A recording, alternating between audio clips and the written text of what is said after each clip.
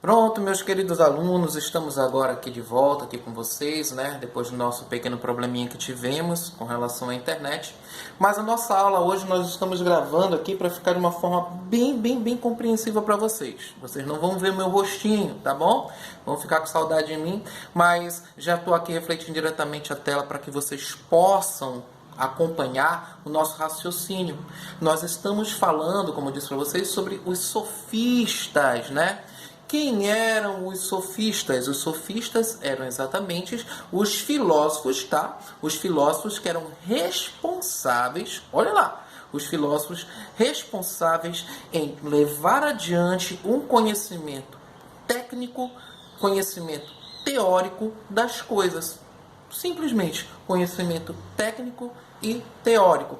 Através de quê? Através das suas próprias experiências, né? Os sofistas, não é que os sofistas eram pessoas ruins, de forma alguma. É só que o seu pensamento deles não se adequava a um pensamento de um filósofo muito conhecido da nossa história, chamado Sócrates. Para Sócrates, todo tipo de conhecimento era um conhecimento verdadeiro. Aquele conhecimento simples que você carrega consigo é um conhecimento que você exerceu através de suas experiências, de sua busca. Não é apenas aquele conhecimento através da técnica, tá? Não é apenas um conhecimento através daquilo que você conviveu durante todo o seu dia a dia. Mas vamos lá, vamos falar sobre o nosso querido sofistas. Os sofistas, eles tinham um papel muito forte na base da sociedade grega antiga, né? Eles eram os professores e muitos os chamavam de mercenários do saber. Pô, mercenários? Eu já ouvi falar nesse nome, professor. Ou seja, são aquelas pessoas que se vendiam, tá? Quando eu falar se vendiam o seu conhecimento, aquilo que eles viam como mais especial, que eles tinham de melhor. Eles vendiam o seu conhecimento para ajudar no crescimento da sociedade. Como assim, professor? Eles eram professores, eles eram tutores, né? Semana passada até perguntei para vocês quem já assistiu algum filme medieval, né? Onde existia o pequeno jovem que tinha um sábio professor o tempo todo ao seu lado, o orientando nos momentos que ele mais necessitava. Esse era o papel do sofista na Idade Antiga. O sofista, ele tinha o dever de ensinar, de ajudar as pessoas a compreender, certo? Compreender o sentido da vida através das experiências e daquilo que eles buscavam alcançar. O que eles buscavam alcançar? Todos naquela época, na Idade Antiga, almejavam poder exercer um papel acima na sociedade. Eles eram os legisladores que organizavam as leis, né? Eles eram também os executores, aqueles que executavam, assim também como aqueles que julgavam. Todas as pessoas que tinham poder aquisitivo, que poderiam ter o seu próprio sofista para poder ajudar nas suas disciplinas, ajudá-los a conhecer e a conviver. Pessoal, é muito interessante que nós possamos parar um pouquinho e perceber que, que o sofismo, ele não é, vamos dizer assim de uma forma bem simples para vocês compreenderem. Eles não são adeptos aos conhecimentos conhecidos como metafísicos, tá? Ou seja, crenças, a religião, né? Os valores sentimentais, os desejos, vontades. Isso não participava muito da convivência desses conhecidos como sofistas. Por isso que nós vamos entrar hoje nesse aspecto falando sobre esses valores morais. O que são valores morais? Nós vamos ver parte por parte, tá bom? Sofistas e os valores morais. Valores. O que são valores?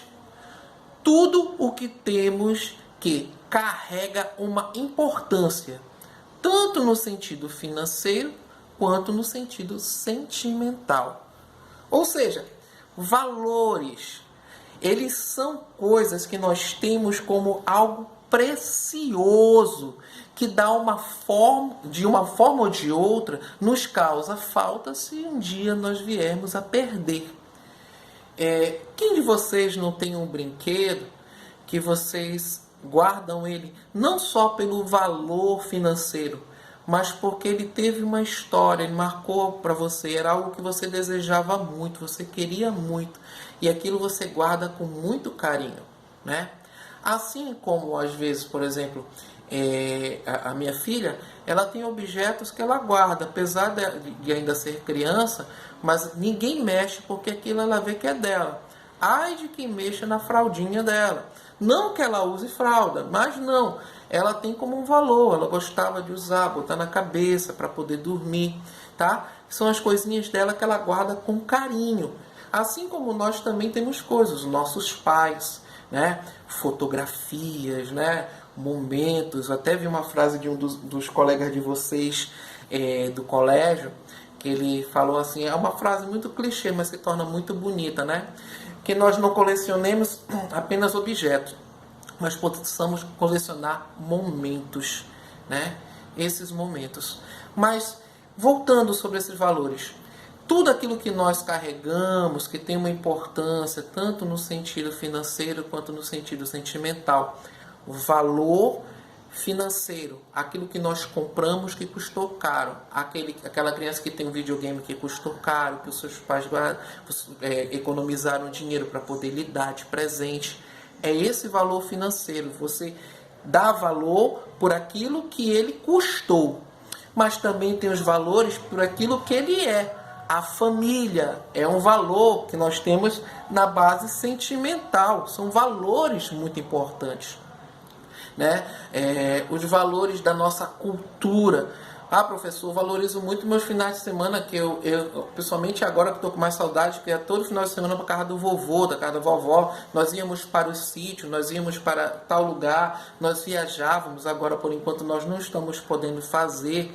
Então isso já são valores dentro do sentimento, dentro daquilo que nós guardamos dentro, tá? Esse é algo que é muito precioso. Mas depois nós passamos para conhecermos um pouquinho. Primeiro falamos sobre valores, agora nós vamos falar o que é a moral. Moral são as regras existentes em uma sociedade. O que é uma sociedade, professor? Por exemplo, a tua casa é uma pequena sociedade, tá? A tua casa é uma pequena sociedade. O teu bairro é uma pequena sociedade. Se você mora no condomínio, é uma pequena sociedade. No condomínio existem regras, né? Principalmente com relação à tranquilidade. Professor, lá no prédio onde eu moro, no condomínio onde eu moro, só pode entrar, vamos dizer assim, mudanças até tal horário. Tem um intervalo de horário. Só pode usar o elevador tal.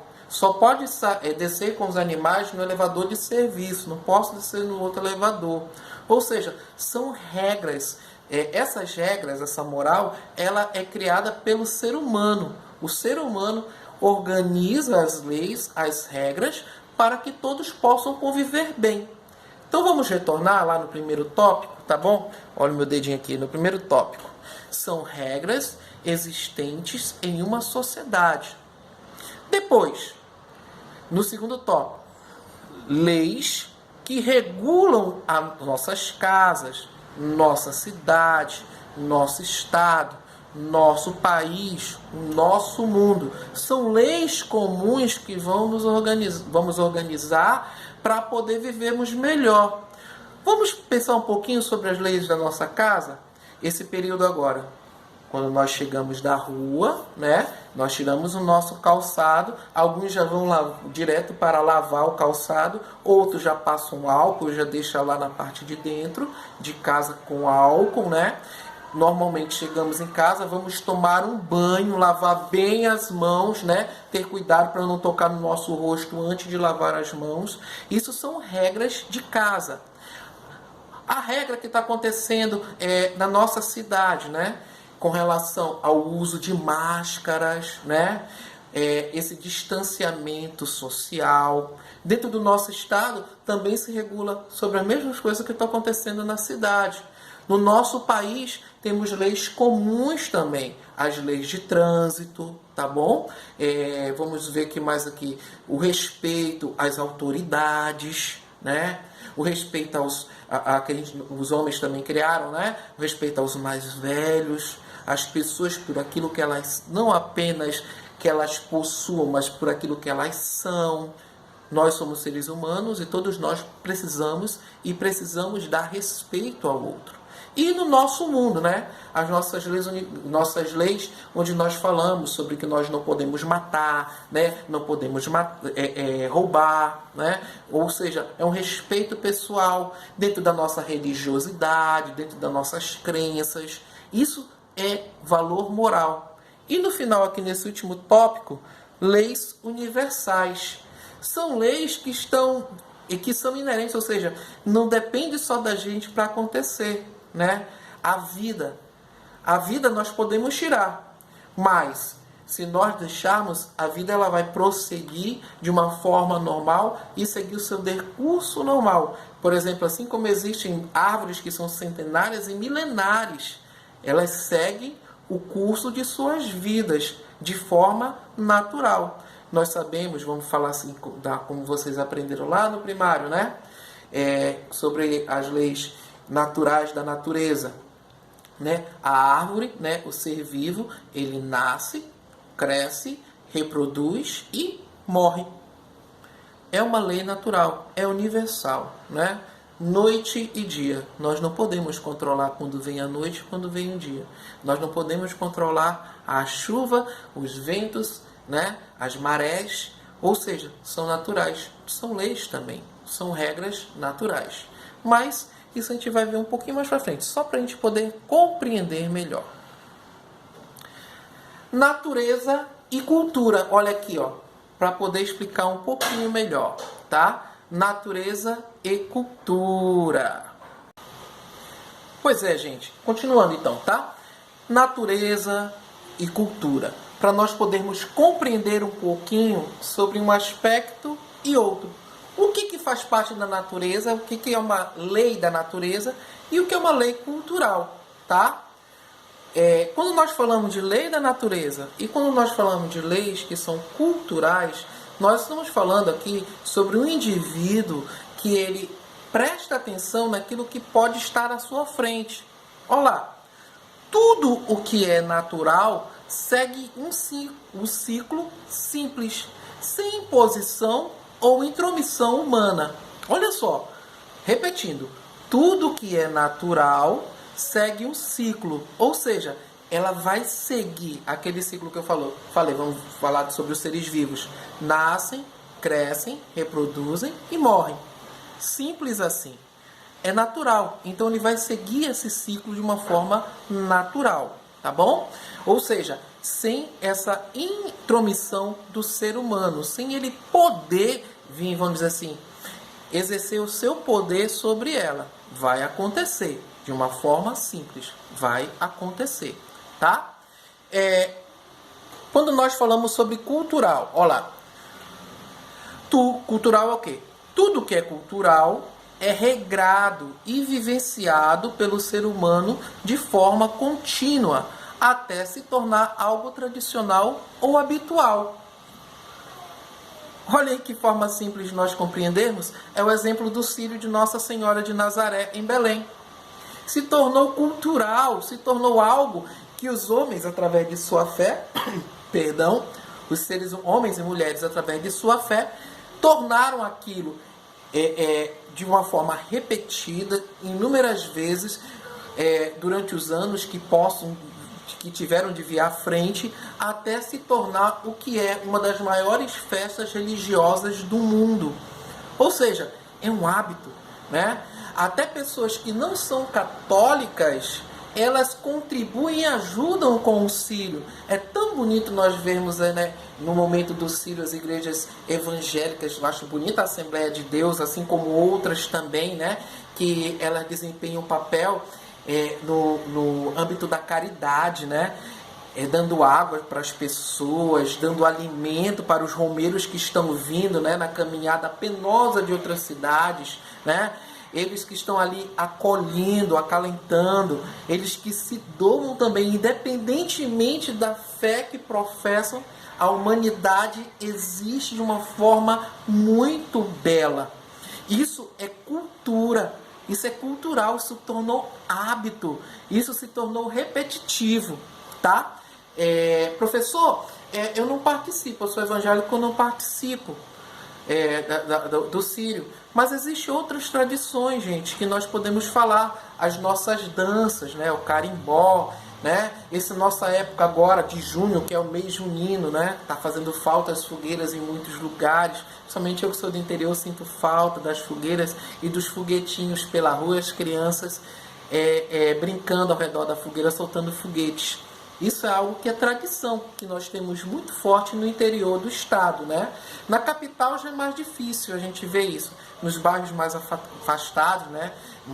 Nos bairros mais periféricos, a gente ainda consegue ver essa tradição bonita acontecendo neles. E isso é uma riqueza na cultura, né?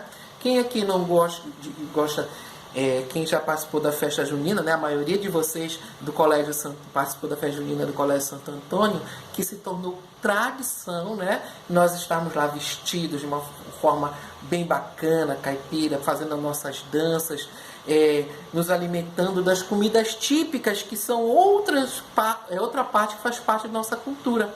A comida, a dança, a música, a religiosidade, né? Tudo isso é cultural. A natureza, como eu falei, é um ciclo que vem de uma forma que nós não temos como conduzir. Ele vai acontecer por ele mesmo. Tá? E nós vamos seguindo aqui adiante.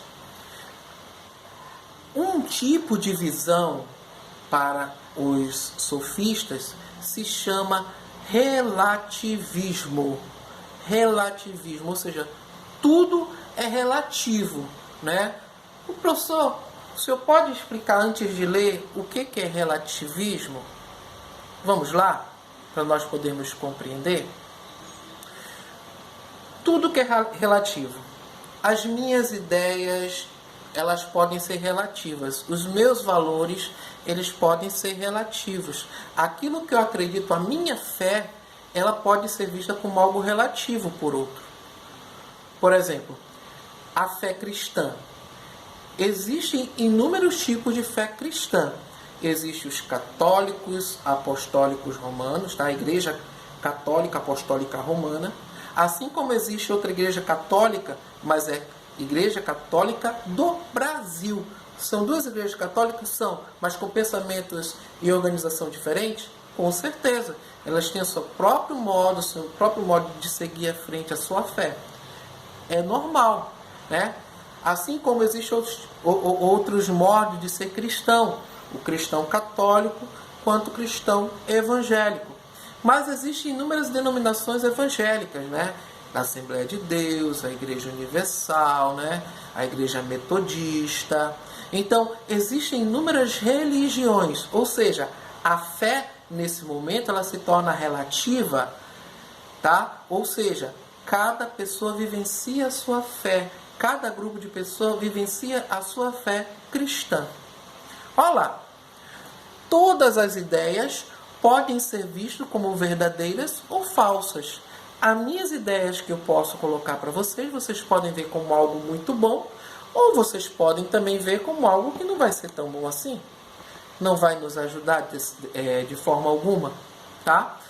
Por exemplo, eu posso chegar aqui para vocês dando aquele mesmo exemplo lá da água com limão, que nós falamos logo no início. Não é porque eu disse para vocês que água com limão é bom para evitar a Covid, que isso é uma verdade. Você pode dizer, não, professor, água com limão ataca meu fígado. Eu passo mal, principalmente tomando em jejum. Eu não posso fazer isso. Ou seja, até o nosso organismo reage diferente de uma pessoa para outra. Não é o mesmo medicamento que faz bem para mim que vai fazer bem para outra pessoa. Tá ok? Assim também são as ideias. Todas todos os valores podem ser vistos como valores como positivos ou negativos. Todos os valores eles podem ser vistos como positivo ou pode ser visto como algo negativo. Olha só que legal. Ou seja, professor, isso é universal? Isso é dentro do pensamento, tá? Isso é dentro desse pensamento dos sofistas. Ah, professor, eu penso assim, então eu sou sofista? Não é que você, porque você pensa algo igual, que você vai ser um sofista, tá bom? Você pode acolher algumas ideias sofistas, tá? Você pode acolher algumas ideias. E alguns pensamentos sofistas nos ajudam muito, porque nos tornamos pessoas mais fortes e mais determinadas naquilo que acreditamos, viu? Isso é muito bom. Nós precisamos ser determinados e acreditar naquilo que nós falamos. E para finalizar sobre o relativismo, tá? A moral é construída através de valores individuais. Ou seja, a moral ela é construída através desses valores individuais, tá? O sujeito, ou seja, a pessoa, tá? Ela tem os seus valores próprios, né? Tem os seus valores próprios. Ou seja, para mim, por exemplo, eu tenho o dom de tocar violão. Eu gosto de tocar, eu gosto de cantar. Esse é um valor meu, valor pessoal. Dou valor, valorizo a música. Dentro desse aspecto, tocar um violão, de cantar, de poder fazer fluir essa arte. Mas outras pessoas podem escutar isso e dizer, não gosto disso não dá pra mim, né? Tanto que eu só comecei a tocar violão com 15 anos de idade. Até então, antes disso, eu não suportava nenhum som do violão perto de mim. Mas um grupo de colegas da escola me motivou a aprender a tocar. Já que eu cantava em um coral da cidade, eles me motivaram a aprender a tocar algum instrumento. E como meu pai tinha o violão guardado, eu aprendi a tocar. Ou seja, hoje é um valor que eu tenho, que antes não tinha valor algum para mim. Então hoje é um valor. Os valores eles são construídos. Vocês podem não gostar de algo hoje, mas no futuro vocês vão gostar. Vocês podem vir a gostar ou nunca gostar, tá? Isso é muito relativo. Pode ser que sim, pode ser que não. Isso é o relativo. Cada pessoa ela tem os seus próprios valores, cada pessoa tem seus próprios interesses, cada pessoa tem as suas próprias vontades, cada pessoa tem as suas próprias paixões, tá? Ou seja, é algo que é próprio de si, tá bom? Individual, cada um tem o seu. Existência dos deuses. Professor, deuses? Por que deuses? Gente, quando nós falamos do sofismo, nós estamos falando da Grécia Antiga. E nós, quando falamos da Grécia Antiga, a primeira coisa que pode vir na nossa cabeça, tá? Nós falamos sobre os deuses mitológicos, né? A mitologia grega. Recordando sobre a mitologia grega, nós vamos recordar de inúmeros deuses que eram exaltados nessa mitologia. E isso faz com que o ser humano possa ser, vamos dizer assim, se tornar uma pessoa espiritual. Mas sobre essa existência dos deuses, será que os sofistas acreditavam neles? Olha lá, os sofistas praticamente negavam a existência dos deuses. Praticamente eles negavam essa existência. Por que, professor, eles negavam? Porque em eles admitirem um Deus, eles acreditariam que existiriam forças externas, ou seja, uma força que estaria acima da sua vontade, acima daquilo que ele acredita. Ou seja, o sofista admitir que os deuses existiam, ele estava se regrando novamente às vontades dos deuses. Vamos parar aqui um pouquinho, rapidinho, só para nós compreendermos. Quando nós falamos sobre essa existência dos deuses, nós estamos falando exatamente que esses deuses, olha lá, os deuses que eu estou falando são os deuses gregos antigos, a mitologia. Eles regravam todas as vidas das pessoas. A filosofia surgiu para poder descartar a existência desses deuses. E o ser humano, através do seu raciocínio, da sua razão, o que é razão? É experiência, é verdade, tá bom? Através de sua própria razão, através da sua própria fonte de conhecimento, né, das suas pesquisas, ele pôde dizer: nossa, como eu pude acreditar que um Deus, ele queria que eu fosse um guerreiro? Como é que eu pude acreditar que esse Deus também, ele era responsável pelos, vamos dizer assim, pelos maremotos? Quando ele estava com raiva de nós, ele jogava suas águas sobre as nossas terras, ele trazia a calamidade, fazia com que faltasse água, nós passávamos fome. Ou seja, essa existência desses deuses, para o pensador sofista, era algo muito perigoso, porque fazia com que as pessoas fossem alienadas, ou seja, elas se deixassem regrar apenas pelas vontades dos deuses e não corressem atrás dos seus próprios objetivos. Por isso nós retornamos aqui. Os sofistas praticamente negavam a existência dos deuses. Bora ver o segundo tópico? Para os sofistas, acreditar nos deuses é tirar das pessoas a possibilidade de fazer tudo o que se acredita, ou seja, tudo que elas acreditam ser moralmente correto. Ou seja, tirar isso, acreditar nesses deuses, ia tirar deles a possibilidade de dizer que todo o seu pensamento era moralmente correto. Ah, eu vou agir assim porque eu penso que é certo, então vai ser certo. Enquanto os deuses condenavam. Você não pode agir dessa forma. Você deve dar valor às pessoas, você deve dar valor a isso aqui. Você vai ter que fazer do jeito que eu estou mandando, né? Existiam os oráculos, né? Eu acredito que vocês já ouviram falar nos oráculos. Quem eram os oráculos? Eram os profetas. Normalmente os oráculos eram pessoas mais vividas, né? As pessoas mais idosas eram conhecidas como oráculos. Elas revelavam, tá, os desejos dos deuses, né? Como a gente vê assim em algumas sessões, né? Quem já viu algum filme que mostra aquelas pessoas como se elas estivessem encarnando um Deus na sua pessoa e elas revelassem tudo aquilo que esse Deus queria falar para elas, tá? Elas eram possessas, ou seja, elas possuídas pelos deuses para que elas pudessem revelar a vontade dos deuses, tá? Estou falando isso dentro da mitologia grega, tá? Eu não estou falando nada sobre o cristianismo. Eu estou falando dentro da mitologia grega, tá? Antiga. E para finalizar, os deuses tinham suas regras para a vida humana e da natureza. Eles tinham as regras próprias para a vida humana e para a vida da natureza, ou seja, o decorrer da natureza, a existência natural das coisas, né? Tanto que todos os deuses, cada deus, eles tinham, vamos dizer assim, um vínculo a algo natural. Zeus, o deus dos raios e trovões, né? Poseidon, o deus dos mares, né? Então, cada deus, eles se limitavam, tá, ao seu elemento natural, ou seja, a uma força natural. Vamos seguir adiante? Metafísica. Olha lá o que eu estava tentando explicar para vocês ainda há pouco, antes de nós termos o problema de não conseguir gravar a nossa aula.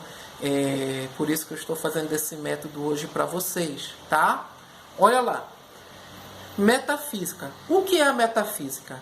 É a realidade existente através das emoções, sentimentos, sonhos, desejos, crenças, fé.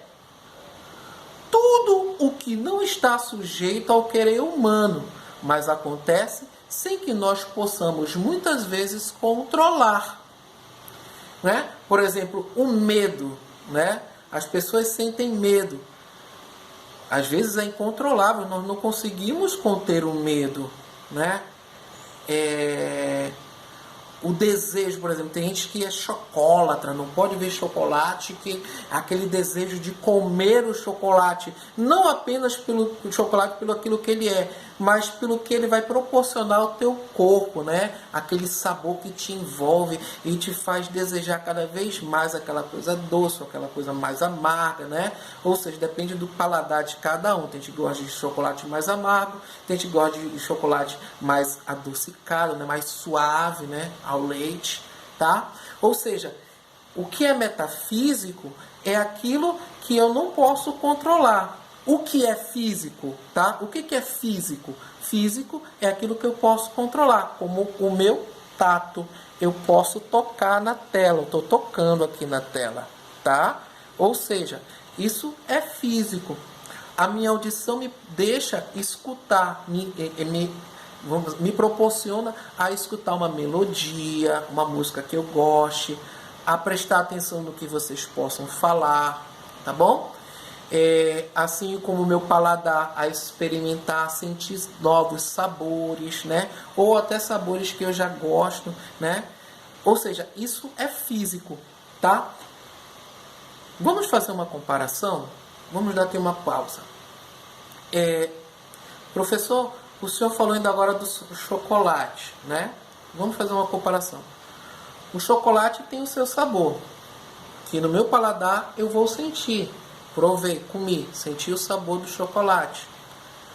Mas o sabor que eu sinto, ele pode me agradar ou pode desagradar. Tá? Por exemplo, o chocolate que eu gosto, por exemplo, ele é amargo. Nem todo mundo gosta de chocolate amargo. Isso já vai partir para o campo metafísico. Como eu sinto aquilo, me agrada ou não me agrada, tá? É a intensidade. Uma música, um ritmo de música,